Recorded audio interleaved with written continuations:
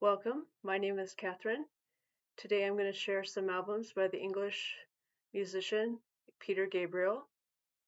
He was the lead singer of Genesis from 1968 to 1975, and after leaving Genesis in 1975, he took a break to take care of family responsibilities, and then in 1976 he began writing material for his first solo record.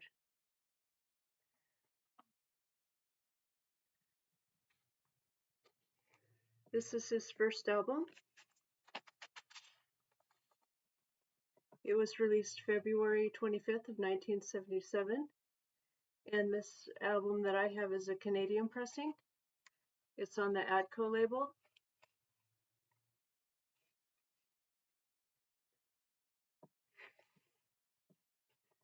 So it peaked at number 7 in the UK and number 38 on the Billboard Hot 100 in America.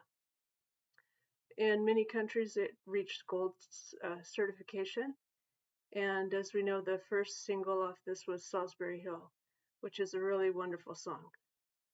The other song was called Modern Love.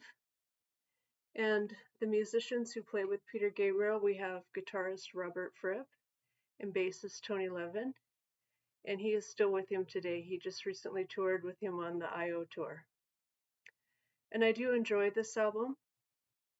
Of course, my favorite song is Salisbury Hill. I think it has beautiful imagery. And I also like the last track called Here Comes the Flood. Now, this isn't the first Peter Gabriel album I bought. There is a remix of this song in 1990 of Here Comes the Flood. So when I picked up this album and listened to it for the first time, I discovered the difference in the tracks. And you can probably guess which album I bought first. We all know what this is. It's Peter Gabriel's Soul from 1986. And this is on the Geffen label. So this album is the first one that Peter Gabriel put a title on. So it's his 5th studio album. So on the C scale, do, re, mi, fa, sol, la, ti, do. That's how he came up with it. So we have the singles Sledgehammer, In Your Eyes, Don't Give Up, Big Time, and Red Rain. I also have the Peter Gabriel So CD, and the reason is it has a bonus track. It has This Is the Picture, Excellent Birds, a song he wrote with Laurie Anderson, American artist. This album was an immediate success. It's his best-selling album. It went 5 times platinum in the US and 3 times platinum in the UK. So the lead singer was Sledgehammer, and it had that animated video, which is considered one of the best videos of the 80s. And those videos of Sledgehammer and Big Time really helped the sales. And it was also nominated for Grammy Album of the Year, but it lost to Paul Simon's Graceland. So my favorite tracks on here are Red Rain, the 4th track, That Voice Again. I like track number 5, In Your Eyes, which is one of the best ballads of the 80s in my opinion. And I like Mercy Street, and I love the song Big Time. The next album is the Us album. It's his 6th studio album, released September 28th of 1992. Now this is the first album on his own label, Real World Records, which was started in 1989. And this album has personal themes.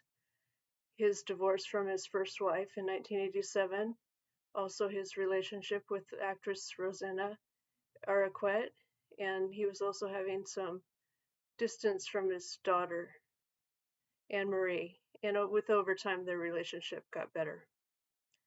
So we have the singles Digging in the Dirt, Steam, Blood of Eden, Kiss That Frog, and Come Talk to Me. This album was also very successful worldwide. It reached number 2 in the UK and in the US top 10 in other countries. It had platinum sales in the UK, USA, Italy, Australia, and gold in 7 other countries. I enjoy this entire album. I think it's his most cohesive album as far as song themes. I like this first track, Come Talk to Me, with the duet with Sinead O'Connor. I like the second track, Love to Be Loved, and Blood of Eden, which is also a duet with Sinead O'Connor.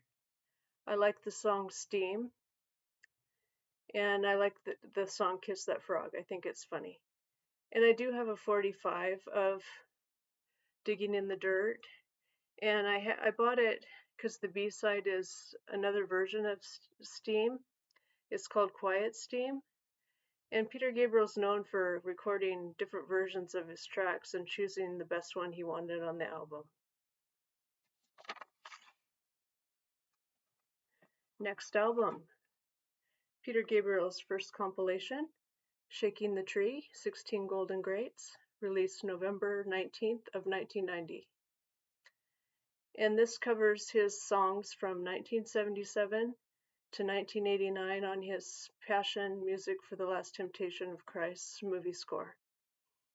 All the tracks are written by Peter Gabriel, except the song Shaking the Tree, which was written by Yasser Nador and co-written by Peter Gabriel. And that song was originally on Yasser's album The Lion. And this man is one of the most celebrated artists in African history. So listening to this compilation album and also listening to alternative radio is what helped me discover Peter Gabriel's albums before so that would be Peter Gabriel 1 through 4. And my favorite album that I've streamed is his Melt album, Peter Gabriel 3. I like the songs Games Without Tears and Biko. And other songs I like on here are Family Snapshot from Peter Gabriel 3. I like the songs from Peter Gabriel 4, San Juanito, I Have the Touch, and Shock the Monkey. And this is the remix of the song Here Comes the Flood. I actually like this version better because I just feel like the instruments on the first album are pretty loud and you can't hear Peter's voice very well. But I think his voice stands out better on this version.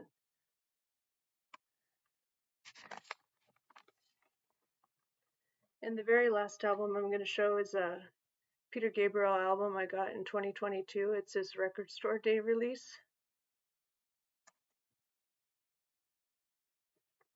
This is a reissue of his Live Blood album, and this is the cover.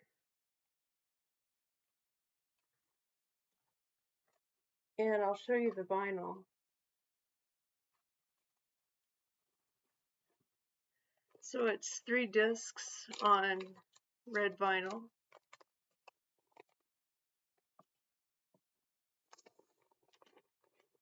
So this is the exact same track listing of his 2012 CD.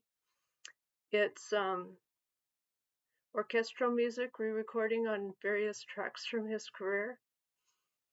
And I like this album because I get the song Book of Love that was from the movie Shall We Dance, starring Richard Gere and Susan Sarandon. And I also like orchestra music, and I think Peter Gabriel's voice stands out well on this too. I think he's a good singer. It also has some songs that aren't on that Greatest Hits album, like it has Intruder from his 3rd album, and Rhythm of the Heat and Wallflower from Peter Gabriel 4. He has 3 cover songs on this album. My favorite is Boy in the Bubble by Paul Simon, and Peter Gabriel has appreciation for Paul Simon's album Graceland because some of the songs he went to South Africa to record and he ignored the boycott. He just wanted to help out those musicians that were in South Africa.